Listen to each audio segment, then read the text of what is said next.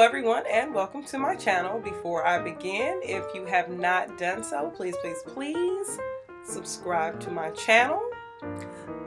If you would like more information about this week's topic, you can visit my blog at xjonespennies.blogspot.com, or you can visit my website at xjonesconsulting.weebly.com.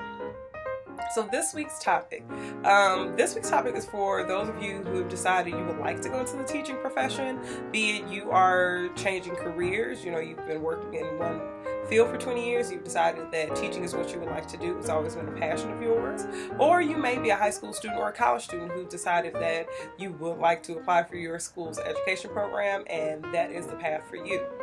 These are a few things that I implore you to consider as you begin that journey into becoming a teacher. Now, the first thing, make sure that you volunteer and or tutor. So this is going to give you experience, number one, of just being in a classroom to just see how classrooms are run. Some days are good days, some days are great days, and some days aren't necessarily the best days. But being in a classroom gives you an idea of what it's really like to be a teacher and all the things that really happen throughout the day, throughout the year. Also, it's going to help you figure out what grade level you really want to work with.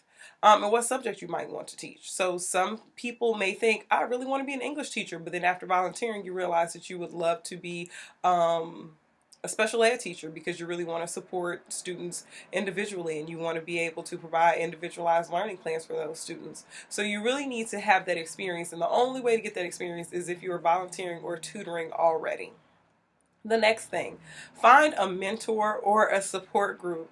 This is the most important thing to do as a teacher. You have to have a mentor, you have to have a support group, because there are going to be questions that you have, there are going to be things that you experience that you just need to talk to someone about or have someone really coach you through. So I was very lucky in that I was a Golden Apple Scholar, so they supported me. The minute I graduated from high school, they were there. And honestly, they are still there for me today. You guys are awesome. I love you guys. But make sure you find a person that you know you can rely on, or some sort of a group. Maybe it's going to be a teacher club. Maybe it's just going to be a teacher you really loved, or a teacher that's in the building that you were volunteering in or mentoring or tutoring in. But make sure you find a person who you know will be there for you and be able to support you through the process. Number 3 is to research program options. So now there are tons of program options. Some of us have gone for the traditional route and you've just applied for that traditional 2-year program, or if you're doing it in undergrad, even it generally is about a 2-year program, but you've applied for that program and you're just going to focus in on that and you're going to do your clinicals that way. Or you may decide that, you know what, I want to just jump right in. So maybe you'll do a program such as Teach for America or AUSL's teacher residency program, where they give you some summer preparation and then they'll put you in the classroom while you're still going to school, so that you're working and you're learning about all the things that you should be doing. But you really need to research your programs. What's going to be the best program for you? What's going to be the best fit for you? Make sure that the classes that they offer are the classes that you actually need. If you know that you want to work in a rural town, you need to look to see if the courses that they're offering you are really going to support the work that you're going to do in a rural town versus the work that you would do in a large urban community. And number 4, last but not least, hang in there. Teaching is amazing and wonderful and overwhelming and stressful. It's so many things. But when it all comes down to it, it is still very rewarding. And you just need to make sure that you hang in there. No, you will not and you cannot know everything that there is to know about teaching when you walk into that classroom.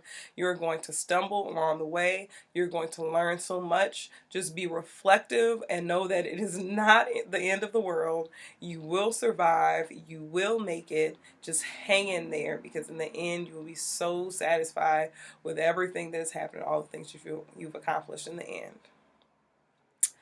So just to give you a quick recap of the 4 things I think you need to consider before becoming a teacher, or if you're about to apply for a program.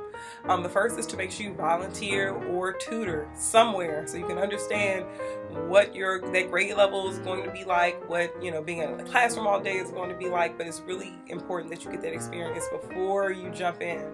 The next thing, find a mentor or a support group. You need to find support, because teaching is one of those kinds of professions. You have to have somebody that you can lean on. You can ask questions when things get tough. You can ask questions when you see something that you didn't expect to happen, but you need to make sure you have someone there for you.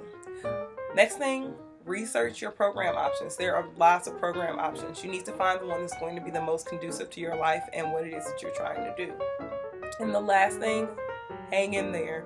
Yes, it is going to be challenging. It's going to be a lot of work, but it's going to be amazing. So just hang in there. Recognize you don't know everything.